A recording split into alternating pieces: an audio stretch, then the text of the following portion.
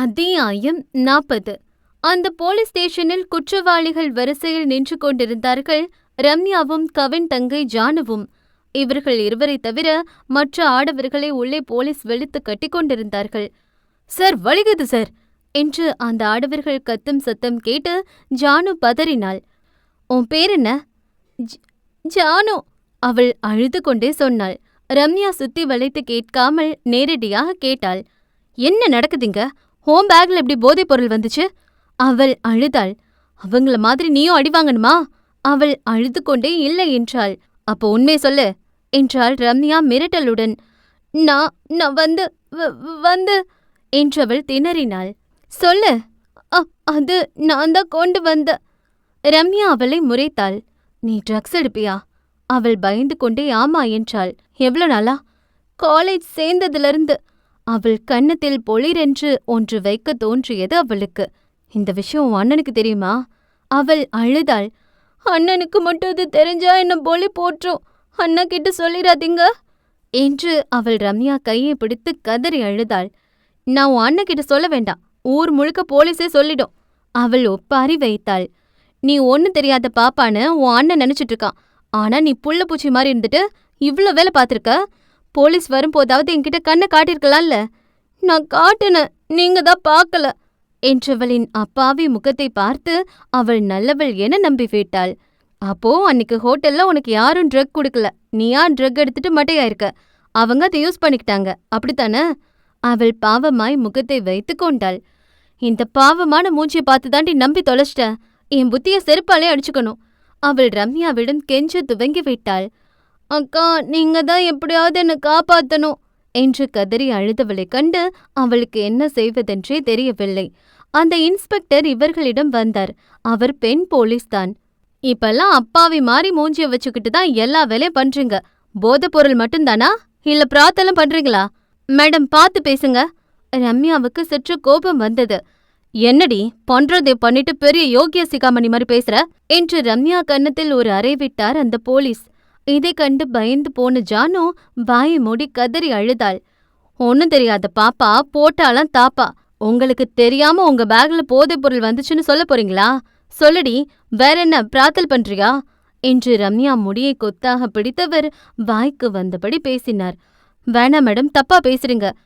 இவ பெரிய கற்பு கரசி, சொன்னதும் எப்படி ரோஸ பொத்துக்கிட்டு வருது பாரு என்றார் நக்கலாக. கான்ஸ்டபிள் சிரித்தார். இவளுக்கு மாதிரிதான் மேடம் பல பேர் சுத்துறாளுக. மூஞ்சி அப்பாவித்தனமா வச்சுக்கிட்டா சந்தேகம் வராது பாருங்க என்றார் கிண்டலாக. அந்த இன்ஸ்பெக்டர் பார்வை இப்பொழுது ஜானு பக்கம் திரும்பியது. ஏய், உண்மையை சொல்லு, இன்னும் எவ்வளவு பதுக்கி வச்சிருக்கீங்க என்று ஜானு முடியை கொத்தாக பிடிக்க அவள் விம்மி அழுதாள். மேடம், ரம்யா சத்தம் போட்டு கத்தினாள். என்னடி சத்தம் என்று அவள் வயிற்றில் எட்டி மிதித்தார் அவர். ரம்யா வழியில் முகம் சுருங்கினாள். அவ சின்ன பொண்ணு தானே போதைப் பொருள் கடத்திருக்கா என்று அவர் ஜானுவை அடிக்க கை ஓங்கினார். அவ கடத்தல என கத்தினாள். அவர் கை அந்தரத்தில் நின்றது. அவ கடத்தல, அவளுக்கும் இதுக்கும் எந்த சம்பந்தமும் இல்ல என பொய் சொன்னாள். என்னடி சொல்ற? இவளை காப்பாத்த பாக்குறியா? நான் உண்மையதான் சொல்றேன். ஓஹோ, அப்புறம் எப்படி இவ பேக்ல போதைப் பொருள் வந்துச்சு? எங்க காதுல பூ சுத்த பாக்குறியா? நான் தான் பழி வாங்க அவ பேக்ல அதை வச்சு. பழி வாங்க வச்சியா? யார? அவ அவ அவ அண்ணன என்றால் வழியில் முகம் சுருங்கி. அங்கிருந்த போலீஸ் அவளை நம்பாமல் பார்க்க ஜானு சிறு அதிர்ச்சியுடன் ரம்யாவை பார்த்தாள். அவ சொல்றது உண்மையா என்றார் அந்த போலீஸ். ஜானு சிலை போல் நின்று கொண்டிருந்தாள். ஏய், ஒன்னதா என்று அவளை பிடித்து உலுக்கினார் போலீஸ். ஆமா, உண்மைதான் என்றாள் அவள் திக்கி திணறி. ஏண்டி கொழுப்படுத்த கழுத, பழி வாங்க என்ன வேணாலும் பண்ணுவியா என்று ரம்யா கன்னத்தில் மாறி மாறி அறைந்தார்கள். அவள் இதழ் ஓரம் இரத்த துளியை எட்டி பார்த்தது. ஜானு மிரண்டு போய் அந்த ஜன்னல் ஓரமாய் நின்று கொண்டிருந்தாள். ரம்யா பல்லை கடித்து வலியை பொறுத்து கொண்டாள். பாவம், அந்த புள்ள மூஞ்சிய பாரு, அப்பாவி மாதிரி இருக்கு. உங்க பழி வாங்குற வரைக்கும் அநியாயமா ஒரு அப்பாவி புள்ள வாழ்க்கைய நாசம் பண்ண பாத்திருக்க என்று வயிற்றில் ஒரு ஓங்கி ஒரு உதை விட்டார். ரம்யா சுருண்டு போய் விழுந்தாள். விஷயம் உடனே கவினுக்கும் தமிழுக்கும் சொல்லப்பட்டது. அது மட்டுமல்லாமல் ரம்யா போதைப் பொருள் கடத்தியதாக சொல்லி நியூஸில் கூட ஒளிபரப்பு செய்யப்பட்டது.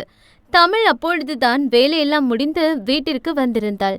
சோர்வுடன் சோஃபாவில் அமரப்போன சமயம் அவளுக்கு போலீஸ் ஸ்டேஷனிலிருந்து அழைப்பு வந்தது. அத்துடன் நியூஸ் சேனலிலும் கூட இந்த விஷயம்தான் ஓடிக்கொண்டிருந்தது. தமிழுக்கு என்ன செய்வதென்றே புரியவில்லை. பதட்டத்தில் அவள் மூளை யோசிக்க மறந்தது. உடனே அவள் போனை எடுத்து பேக்கில் போட்டுக்கொண்டு போலீஸ் ஸ்டேஷன் விரைந்தாள். கவினுக்கும் விஷயம் அறிந்து அவன் உள்ளே வரும் சமயமும் தமிழ் ஆட்டோவில் வந்து அந்த போலீஸ் ஸ்டேஷன் முன்னே இறங்கும் சமயமும் ஒன்றாக இருந்தது. கவின் கவின் என்று தமிழ் கத்திக்கொண்டே சென்றாள். ஆனால் அதெல்லாம் அவன் காதில் விழுந்ததோ என்னவோ. கோபத்தின் உச்சியில் அந்த ஸ்டேஷன் நோக்கி விரைந்தவன் அங்கே நாற்காலியில் அமர்ந்திருந்த தங்கையை பதட்டமாக அழைத்தான். ஜானு அண்ணன் குரலை கேட்டு அவனை கட்டி அணைத்து கொண்டாள். இன்ஸ்பெக்டர் சொன்னது உண்மையா? ஜானு பயத்தில் கையை பிசைந்தாள். சொல்லு, உண்மையா? அவள் தயங்கிக் கொண்டே ஆமா என்று தலையாட்டினாள். அவ்வளவுதான். அவனுக்கு எங்கிருந்து அத்தனை கோபம் வந்ததோ தெரியவில்லை. அவன் கையிலிருந்த தங்க காப்பை மேலே ஏற்றி விட்டான். அவ எங்க இருக்கா? அண்ணன் வேணா. அவள் கவின் கையை பிடித்தாள். அவ எங்கன்னு கேட்ட என கண்களை சுழல விட்டவன் கண்களில் சிக்கினாள் ரம்யா. அந்த மேசை பக்கத்தில் சோர்வுடன் நின்று கொண்டிருந்தாள். இவன் எதை பற்றியும் யோசிக்கவில்லை. வேக எட்டுடன் ரம்யா அருகே சென்றவன் அவள் கன்னத்தில் பொலிரென்று ஒரு அறையை விட்டான். இதை எதிர்பாராத ரம்யா அவன் அடியின் வீரியம் தாங்க முடியாமல் பட்டென்று அந்த மேசையில் விழுந்து அவள் தலையில் நல்ல காயம், இரத்தம் எட்டி பார்த்தது. இதை கண்டு இன்ஸ்பெக்டர் மற்றும் கான்ஸ்டபிள் பதட்டமாய் ஓடி வந்தார்கள். ஏய், அவனை புடிங்க! யாரு மன்னி ஸ்டேஷன் உள்ள வந்து அடிக்கிற என்று சிலர் கவினை பிடித்து கொண்டார்கள். தங்கை மீதிருந்த பாசம் அவன் கண்ணை மறைத்து விட்டது. நான் உனக்கு அப்படி என்னடி பண்ண? சின்ன பொண்ணுடியவ, என்ன பழிவாங்க அவளை யூஸ் பண்ண நினைச்சிருக்கியே? சீ, நீ எல்லாம் ஒரு பொண்ணா? அதுக்கு தாண்டி உன்னை பெத்தவங்க கூட தெருவில் உன்னை தூக்கி போட்டு போயிட்டாங்க என்றான் ஆக்ரோஷமாக. கோபத்தில் என்ன பேசுகிறோம் என்று தெரியாமல் வார்த்தையை விட்டாள். கீழே விழுந்து கிடந்த ரம்யா நெற்றியில் வடிந்த இரத்தத்தை கூட துடைத்தபடி மெல்ல எழுந்து நிற்க முயன்றாள். ஏற்கனவே அடி வாங்கி உடல் வலித்தது. இதில் இவன் விட்ட அறையில் தலை சுற்றுவது போல் இருந்தது. கடினப்பட்டு மேசையை பிடித்தபடி நின்று கொண்டிருந்தாள். இதை பார்த்தபடியே பதறிக்கொண்டு ஓடி வந்த தமிழ் தோழியை தாங்கி பிடித்தாள். கவின்! கூச்சல் போட்டு கத்தினாள் தமிழ். ஒரு காளியைப் போல மாறியிருந்தாள் அவள். தன் தோழியை கண் முன்னே அடித்தது மட்டுமில்லாமல் எவ்வளவு பெரிய வார்த்தை சொல்கிறான். என்ன தமிழ், உன் தங்கச்சிக்கு இப்படி ஒரு விஷயம் நடந்தா நீ சும்மா இருப்பியா? அவ சின்ன குழந்தை, அவளை போய் இப்படி, இவளுக்கு இப்படி மனசு வந்துச்சு என்றான் ஆக்ரோஷமாக. இன்னொரு முறை என் ரம்யா பத்தி ஏதாவது பேசுன அப்புறம் என்ன மனுஷாவே பார்க்க மாட்டேன். அவளை பத்தி உனக்கு என்ன தெரியும் என்றாள் கோபமாய். ஏன் தெரியாம? இதோ நல்லாவே தெரியுது. இவ்ளோ நாள் அவ வெறும் பஜாரின் மட்டும்தான் நினைச்சேன். ஆனா இப்பதான் தெரியுது இவ ஒரு போதை பொருள் சப்ளை பண்றவனு. இங்க பாரு தமிழ், அவளை விட்டு போயிரு, இல்லனா உன் வாழ்க்கையும் நாசம் பண்ணிடுவா. இவ இவ்ளோ மோசமானவள வளருவான்னு தெரிஞ்சுதான் பெத்தவங்களே நாயை தூக்கி போற மாதிரி தூக்கி எரிஞ்சிட்டு போயிருக்காங்க. உனக்கு கடைசி வரைக்கும் எந்த குடும்பமும் கிடைக்காது என்றான் கோபத்தின் உச்சியில். நிஜமாய் கோபத்தில் என்ன பேசுகிறோம் என்பதை அவன் மறந்துவிட்டான். போலீஸ் சொன்னதை கேட்டதும் தங்கையின் அழுத முகத்தை பார்த்ததும் கொஞ்சம் அதிகமாக பயந்து விட்டான். இதுக்கு மேல ஒரு வார்த்தை பேசுன உனக்கு மரியாதை கெட்டுரும் என்று அந்த ஸ்டேஷன் எங்கும் அதிரும்படி கத்தினாள் தமிழ். அவளுக்கு இப்படி ஒரு கோபம் வரும் என்பதை கவின் அப்பொழுதுதான் பார்த்தான். அந்த போலீஸ் கூட கொஞ்சம் மிரண்டு விட்டார்கள். அத்தியாயம் 41. கோபத்தில் விடும் வார்த்தைகள் 100 கத்தியால் குத்துவதை விட மோசமானது. தங்கை மீதிருந்த அலாதி பாசமும் அவளுக்கு ஏதாவது ஆகிவிட்டதோ என்ற பயமும் கவினை மோசமாக பேச வைத்தது. இன்னொரு வார்த்தையை ரம்யாவை பத்தி பேசுன உனக்கு அவ்வளவுதான் என்றாள் தமிழ் ருத்ரகாளியை போல். கவின் அமைதியானான். அவ இதை பண்ணிருக்க மாட்டான்னு நினைக்கிறியா? அந்த ஆண்டவனே நேர்ல வந்து சொன்னாலும் என் ரம்யா அப்படி பண்ணிருப்பான்னு நான் நம்ப மாட்டேன். ஏன்னா அவ என் ஃப்ரெண்ட் என்றாள் தோழியை இறுக்கி அணைத்தபடி. ரம்யா கலங்கிய விழிகளுடன் மெல்ல தோழியை ஏறிட்டு பார்த்தாள். அப்ப என் தங்கச்சி தப்பு பண்ணிருப்பான்னு சொல்றியா? கவின் கொஞ்சம் கோபமாகத்தான் கேட்டான். அது எனக்கு தெரியாது, ஆனா என் ரம்யா தப்பு பண்ணிருக்க மாட்டா என்றாள் உறுதியாக. கவின் ஜானுவை அங்கிருந்து அழைத்து செல்லும் முன் கடைசியாக ரம்யாவை ஒருமுறை திரும்பி பார்த்தான். ரம்யாவும் அவனை பார்த்தாள். இங்க பாருமா, நாங்க எஃப்ஐஆர் போட்டாச்சு. இதுக்கு மேல ஒன்னும் பண்ண முடியாது. எதுவா இருந்தாலும் லாயரை கூட்டிட்டு வந்து பேசுங்க என்றார் அந்த இன்ஸ்பெக்டர். தமிழ் மெல்ல தோழியை திரும்பி பார்த்தாள். அவள் இதழோரும் இரத்த துளி எட்டி பார்த்தது. நீங்க எப்படி அவ மேல கைய வைக்கலாம்? என்ன ஏதுன்னு விசாரிக்கிறதுக்கு முன்னாடி எப்படி அவளை அடிக்கலாம் என்று சண்டைக்கு சென்றாள். அந்த பொண்ணை நான் தான் போதைப் பொருள் கடத்தினு ஒத்துக்குச்சு. அப்புறம் நாங்க என்ன பண்ண முடியும்? மடியில உட்கார வச்சு கொஞ்சம் சொல்றியா? எதுவா இருந்தாலும் லாயரை கூட்டிட்டு வா போ என்று ரம்யாவை லாக்கப் உள்ளே வைத்து பூட்டினார்கள். ரம்யா, யாரு என்ன சொன்னாலும் எனக்கு உன்னை பத்தி தெரியும். நீ பயப்படாத. நான் எப்படியாவது உன்னை வெளியே கொண்டு வந்துருவேன் என்று தைரியம் கொடுத்து தமிழ் லாயரை தேடி போனாள். ஆனால் யாரும் அவளுக்கு உதவி செய்ய மறுத்தார்கள். அந்த லாயரிடம் பணம் கொடுக்க கூட அவளுக்கு வழி இல்லையே. வேறு வழியே இல்லாமல் சமரிடம் உதவி கேட்க நினைத்தாள். ஆனால் வழக்கம் போல் சமர் ஒரு முக்கியமான மீட்டிங்கில் இருந்ததால் அவனால் போனை எடுக்க முடியவில்லை. நேரம் ஆகிக் கொண்டே இருந்தது. வேறு யாரிடம் உதவி கேட்பதென அவளுக்கு தெரியவில்லை. கடைசியாக அவளுக்கு ஞாபகம் வந்த முகம் ராவணன். அவன் உதவி செய்வான் என்று அவளுக்கு நம்பிக்கை இல்லை. அவனிடம் உதவி கேட்கவும் அவளுக்கு விருப்பம் இல்லை. இருப்பினும் வேறு வழியில்லாமல் அவனிடமே போய் நின்றாள். அவள் ராவணன் வீட்டுக்கு போகும்போது கவினும் அங்கேதான் இருந்தான். தமிழ் இங்கே வருவாள் என அவன் எதிர்பார்க்கவில்லை. ராவணன் சோஃபா மீது அமர்ந்து கால் மேல் கால் போட்டு முக்கியமான ஃபைலை பார்த்து கொண்டிருந்தான். என்கிட்ட சொல்லாம போக உனக்கு யார் ரைட்ஸ் கொடுத்தா? பார்வை ஃபைல் மீது இருந்தாலும் வார்த்தை அவளை நோக்கி பாய்ந்தது. எனக்கு ஒரு உதவி வேணும். என்கிட்ட சொல்லாம எதுக்கு போன என்றான் அவன் மீண்டும் கொஞ்சம் குரலை உயர்த்தி. கவின் பக்கத்தில் அமைதியாக அமர்ந்திருந்தான். தமிழ் கையை பிசைந்தபடி சொன்னாள். இல்ல, என் ஃப்ரெண்ட் அங்கே ஸ்டேஷன்ல. ஏய், நான் சொல்லாம ஏண்டி போன என்றான் அவன் இம்முறை கர்ஜனையாக. இதில் தமிழ் ஒரு நொடி பயந்தே விட்டாள். அவன் கேள்விக்கு பதில் சொல்லாமல் விடமாட்டான் என்று புரிந்து கொண்டாள். காயம்பட்டது வலிச்சது, அதான் என்றாள் தயங்கி.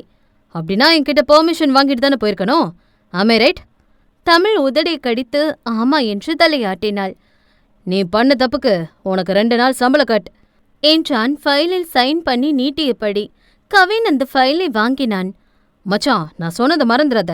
என் தங்கச்சி ஏமாத்தி உள்ளத்தல பார்த்தவங்க வெளியே வரவே கூடாது என்றான் ஓர கண்ணால் தமிழை பார்த்தபடி. நீ சொல்லை நான் கேட்காம இருப்பனா? நான் பாத்துக்கிறேன் என்று கண்ணை மூடி திறந்தான் ராவணன். தமிழ் சிலை போல நின்று கொண்டிருந்தாள். அவன் யாரை சொல்கிறான் என்று அவளுக்கும் புரியத்தான் செய்தது. சரி, நீ என்ன பண்ண? எனக்கு சூடா ஒரு டீ போட்டு எடுத்துட்டு வா என்றவனின் கண்கள் அவள் சிவந்த கன்னத்தை கவனித்தது. அதுக்கு முன்னாடி இங்க வா என்றான். தமிழ் தயங்கி அவன் முன்னே வந்து நின்றாள். உட்காரு என்றான். அவள் அவன் முன்னே மண்டியிட்டு அமர்ந்தாள். டேபிள் மீதிருந்த தீக்காயத்துக்கான மருந்தை எடுத்து அவள் கையில் கொடுத்தான். அவள் என்னவென்பது போல் பார்த்தாள். சரியா மருந்து போட்டாதானே குணமாகும்? என்ன சார்? ஐ மீன், எனக்கு போட்டுவிடு என்றான் அவன் கையை காட்டி.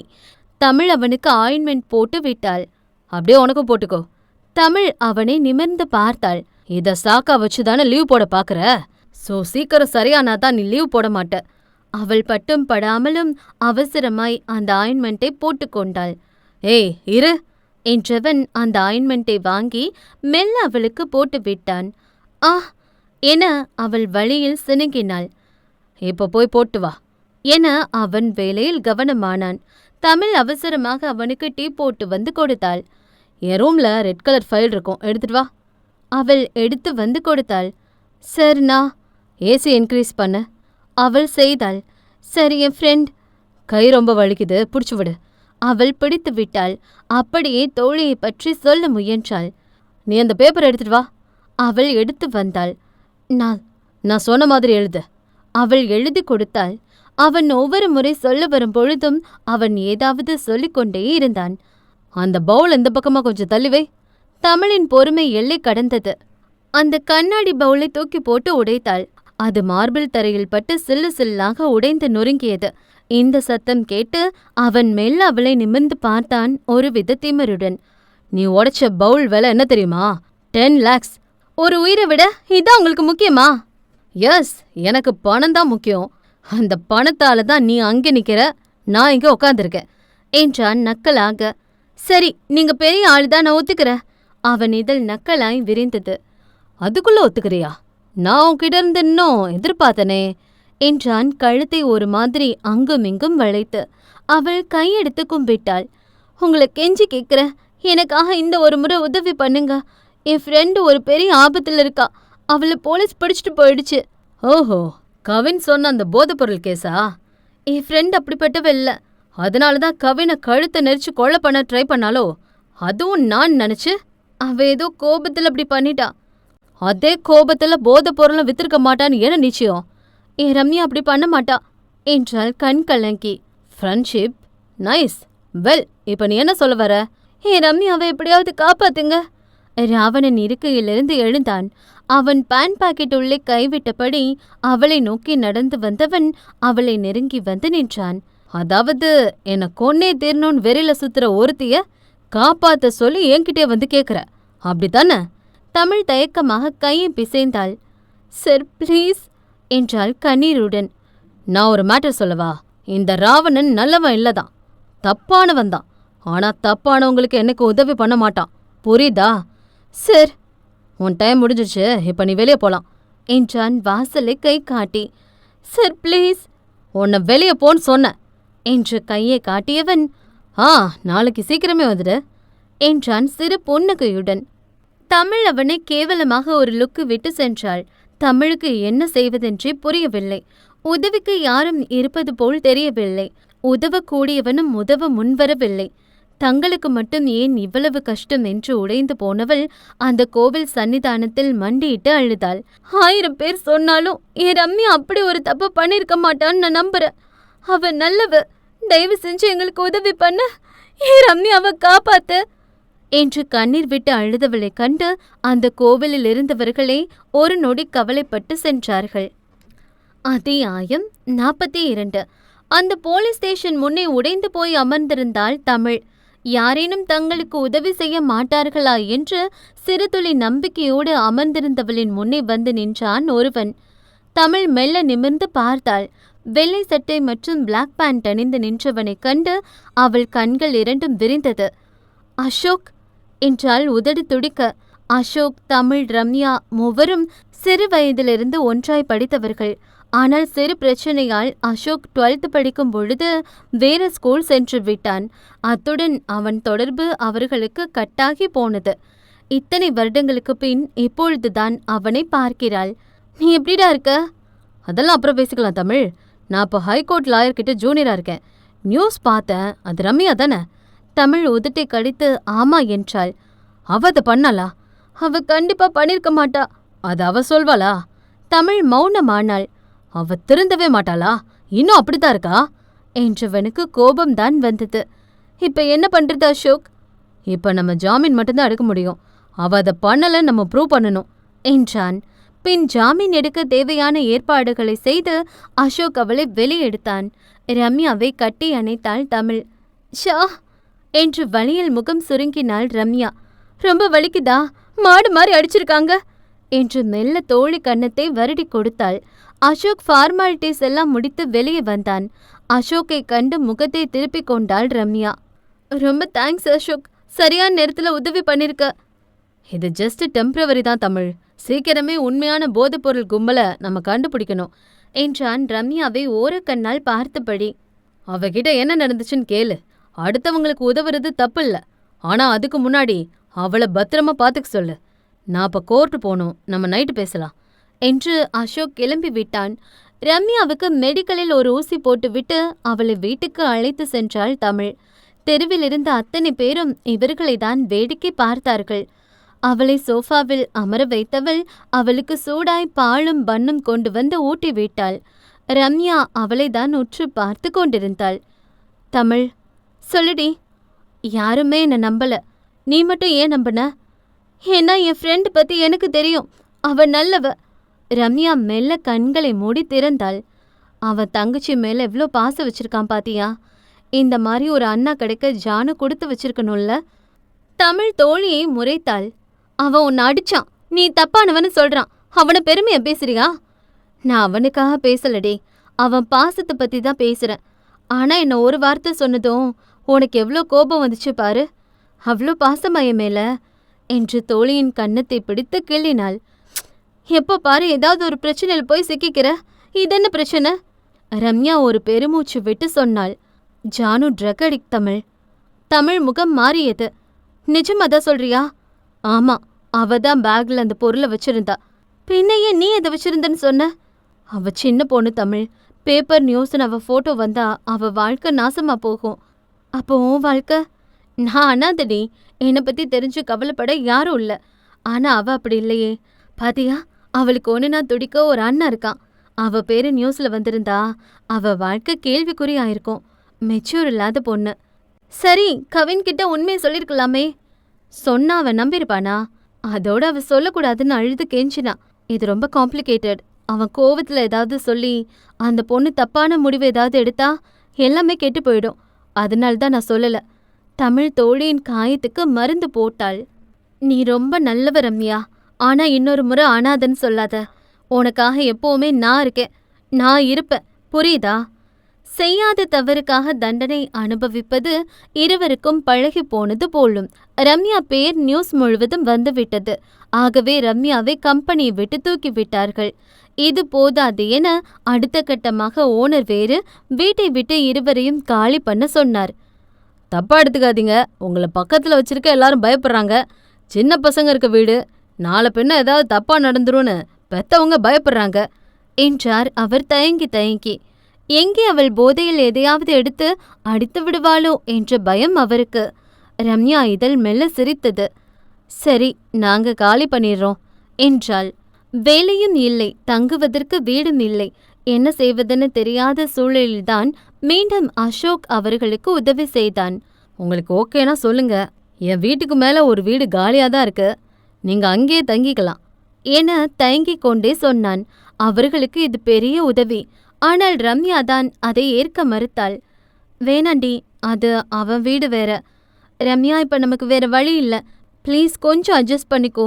அப்புறம் வேற வீடு மாறிடுவோம் என்று எப்படியோ தோழியை சம்மதிக்க வைத்து அன்றே வீடும் மாறிவிட்டார்கள் இருவரும். அசோக், வீட்ல யாரும் இல்லையா? அம்மா அப்பா காணோம். அவங்க சொந்த ஊருக்கே ஷிஃப்ட் ஆயிட்டாங்க தமிழ். நான் தான் வேலைக்காக இங்கே தனியா இருக்கேன். உங்களுக்கு இங்க எந்த பிரச்சனையும் இருக்காது. நீங்க பாத்துக்கோங்க. எதுனாலும் கேளுங்க என்றான் ரம்யாவை ஓரக்கண்ணால் பார்த்தபடி. ரம்யா அவன் பக்கம் கூட திரும்பவில்லை. ரம்யா வேலை தேடி சென்றாள். தமிழ் வழக்கம் போல் ராவணன் வீட்டுக்கு சென்றாள். அங்கே செல்லவே அவனுக்கு விருப்பமில்லை. ஒரு இக்கட்டான சூழ்நிலையில் உதவக்கூட முன்வராதவனிடம் எப்படி வேலை செய்வது? அசோக் அவளை பைக்கில் டிராப் செய்தான். இங்கேதான் நிறுத்த அசோக் என இறங்கிக் கொண்டவள் அவனுக்கு நன்றி சொன்னாள். தேங்க்ஸ் அசோக், நீ பண்ணது பெரிய உதவி. சரியான நேரத்துக்கு நீ உதவி பண்ணிருக்க. நீ எனக்கு இல்ல, என் சீனியருக்கு தான் தேங்க்ஸ் சொல்லணும். அவர் தான் அந்த கேஸை எடுக்க சொன்னாரு. அப்புறம்தான் அது ரம்யான்னு எனக்கு தெரிஞ்சது. தமிழ் புருவம் உயர்ந்தது. உன் சீனியர் சொன்னாரா? ஆமா, அவரு பெரிய ஆளு. ஹைகோர்ட் ஜட்ஜாக போறாரு இன்னும் கொஞ்சம் மாசத்துல. அவரே எனக்கு ரெக்கமெண்ட் பண்ணார்னா உங்களுக்கு பின்னாடி பெரிய இடம் இருக்கு. உனக்கு அகிலாண்டேஸ்வரி தெரியுமா? தமிழ் முகம் மாறியது. அவர்தானே இந்நேரம் அவளின் மாமியார் ஆகி இருக்க வேண்டும். தெரியும். அவங்களோட ஃபேமிலி லாயர் தான் எங்க சீனியர். மேபி அவங்களுக்கு சம்மந்தப்பட்ட யாராவது சொல்லியிருக்கலாம். ஏன், அவங்க கூட சொல்லியிருக்கலாம். சரி தமிழ், நான் கிளம்புறேன், லேட் ஆச்சு என்று அவன் கிளம்பி செல்ல தமிழ் யோசனையில் ஆழ்ந்தாள். அகிலாண்டேஸ்வரி எதுக்கு அவளுக்கு ஹெல்ப் பண்ணணும்? யாரு ஹெல்ப் பண்ணிருப்பா என்ற யோசனையுடன் உள்ளே சென்றவள் அவள் வேலையில் மும்முரமானாள். ராவணனுக்கு மில்க்ஷேக் செய்தவள் அதை மாடி நோக்கி கொண்டு சென்றாள். அப்பொழுது மாடியில் அவன் யாருடனோ காரசாரமாக பேசிக் கொண்டிருந்தான். என்னை விட, நம்ம நட்பை விட உனக்கு அவங்க தான் முக்கியமா போயிட்டாங்க, அப்படித்தானே அர்ஜுன்? கவின் குரல்தான் கோபமாக கேட்டது. தமிழ் மறைந்து நின்று அவர்கள் பேசுவதை ஓட்டு கேட்டாள். என்ன மச்சான் சொல்ற? நான் என்ன பண்ண? நீ சொன்னது தானே பண்ண. நான் சொன்னதை பண்ணியா? ஆமா, என் தங்கச்சி ஏமாத்தி உள்ளத்துல பார்த்தவங்க வெளியவே வரக்கூடாதுன்னு நானும் அதை பண்ணதான் ட்ரை பண்ணேன். அதனால தான் ரம்யா வெளியில வர லாயர் கிட்ட ஹெல்ப் கேட்டியா? ட்ரெட்மில்லில் ஓடிக்கொண்டிருந்த ராவணன் வேர்க்க விறுவிறுக்க நண்பனை திரும்பி பார்த்தான். நிஜமா நீ சொன்னதை தான் நான் பண்ணிருக்கேன் மச்சி. அந்த பொண்ணு எந்த தப்பும் பண்ணலன்னு தான் எனக்கு தோணுது. ஓஹோ, அப்ப என் ஜானு தப்பு பண்ணிருப்பான்னு சொல்ற. புரிஞ்சு போச்சு. தமிழ் உன்னை மயக்கிட்டா, அப்படித்தானே? தப்பா பேசுற மச்சி. நோ மேன், நான் இப்பதான் சரியா பேசுறேன். இன்னைக்கு வந்தவளுக்காகவும் யாருன்னே தெரியாதவளுக்காகவும் நம்மளோட எத்தனை வருஷம் நட்பை நீ விட்டு கொடுத்துட்ட. உன் மூஞ்சில கூட முழிக்க மாட்டேன்டா. என்று கோபமாக சென்றவனைக் கண்டு பட்டணம் மறைந்து நின்று கொண்ட தமிழ் சிலை போல் நின்று கொண்டிருந்தாள்.